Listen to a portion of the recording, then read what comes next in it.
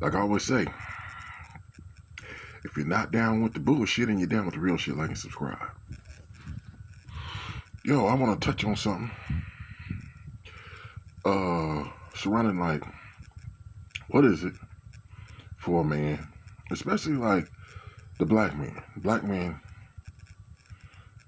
more so specifically, to be honest, to have a kid. You look at the realm of things now today. There's no reason for you to have children unless you want to leave behind a legacy. And that means you just want to leave behind something that said, hey, I was here. While a lot of men, traditionally have always wanted to have boys so they could, the boys are supposed to carry the, name of the family and stuff. But for the most part, if not for that, there's no reason for you to really have children. First of all, in this climate that we live in, black men especially are not respected. Haven't been for a long time, honestly. The things that you see now today, we must first analyze and understand, how did it get to this point? This was something that was put in motion like many decades ago. This didn't happen just last year, 5 years ago, or 10 years ago. Many decades ago.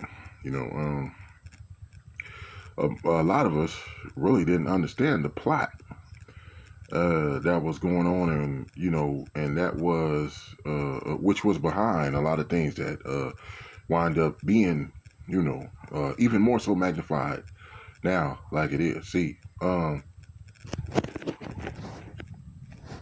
had where you got the black women talking about, oh, well, these fathers ain't doing this, and they ain't doing that, and they ain't doing this, and they ain't in the home, and they ain't providing, they ain't doing this, and blah, blah, blah, and they ain't not being in their children's lives.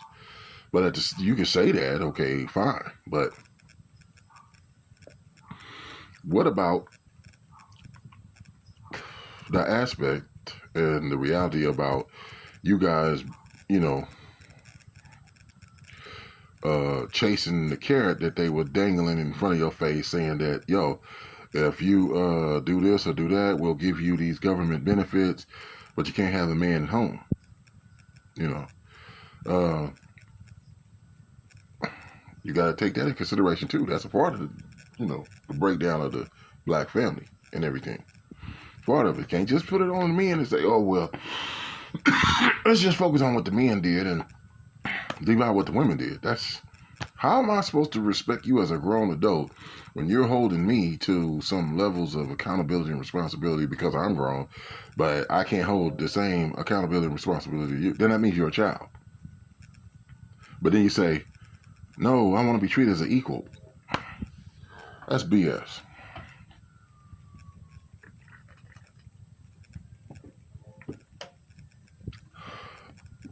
The whole thing about it is that also the black man being vilified the way he is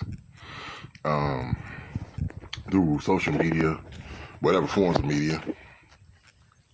And I was just not too long ago talking to my boy, the dark man, and he was talking about, a lot of our beliefs are based upon what we were taught, So, especially as being young men, kid, we didn't know any better. It's just like how these kids are getting brainwashed and everything now.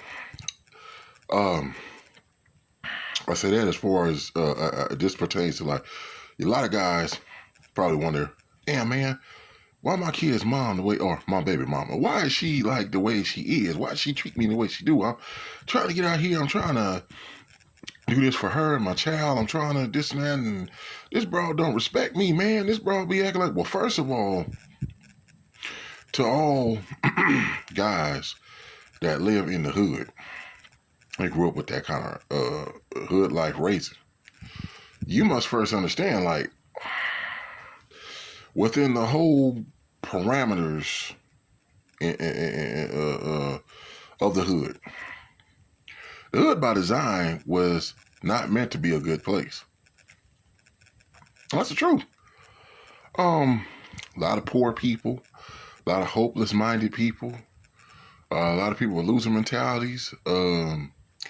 Once that sinks in psychologically, and you're able to justify to yourself that it's right for you to steal, it's right for you to sell dope, it's right for you to pimp, it's right for you to be a hoe, use your body, to get money out of people.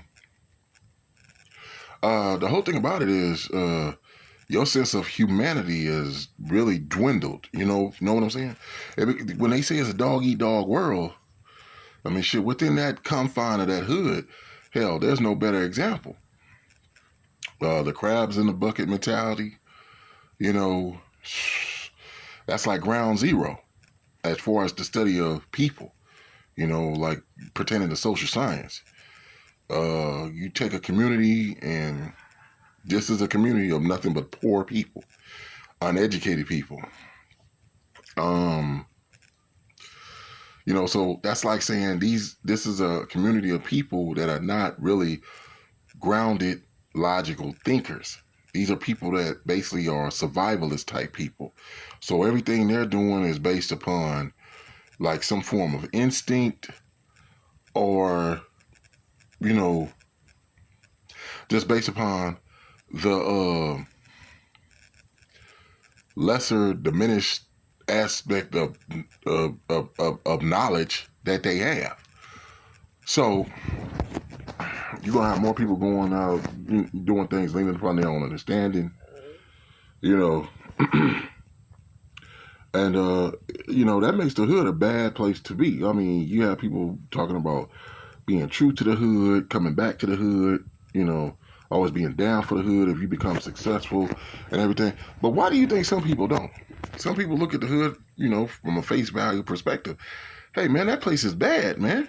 Some people grew up there like, yo, man, violent ass dudes, people you really couldn't have thorough conversations with, women who were tawdry, whorish. Who and, what kind of people can I build with in this type of environment? And if you're thinking outside of the box, meaning you're thinking with your mind outside of the hood, you will start developing a sense of being like, look, I can't do nothing for anybody here staying here. That's just true. I can't. As long as I just stay here, I can't help anybody. I can't do, and I'm putting myself at risk. I'm putting myself at risk for all the bad trappings of the hood. So I have to figure out a way to get out of here. Once I get out of here, maybe I can come back and help with some form of resources or knowledge or something. But even with that, the people have to be willing to listen to me. They have to want to help themselves. And if they don't want to help themselves, then it's redundant for me to keep coming down here trying to help people, because I'm not coming down here to just take care of all your damn problems. I'm not coming down here to give everybody money to pay their rent. I'm not coming down here to just bail you out, so to speak. You have people probably look at it and say, I'm coming down here to give you the knowledge and the wisdom and the understanding for you to do it yourself the same way I did, the same way I got out of here. But a lot of self-defeatist mentality. That's what a lot of people in the hood have, self-defeatist mentality, the women and the men. And they pass it on also to their children. So the same type of animosity and feelings that a lot of women have towards their father, their own father who gave them life, kids' fathers, ex-boyfriends, whatever, they pass down to their daughters. Their daughters wind up growing up thinking that men ain't shit unless they can put some money in my hand, take care of my bills, help me with 2-3 kids that I had by 2-3 other men that ain't got nothing to do with him. He has to come in and provide me a lifestyle that betters my situation. Otherwise, he ain't worth shit. You know what I'm saying? A lot of guys. How do you think a lot of boys are affected? Seeing their mama have a man come in every other weekend, a different man. Every other weekend, every other weekend. A lot of, when you're coming from an impoverished area and you're poor, not a person of means, you're going to grasp and hold on to things that might have little to no significance to people who have money or wealth, or people who just have a nice, good middle class upbringing and everything.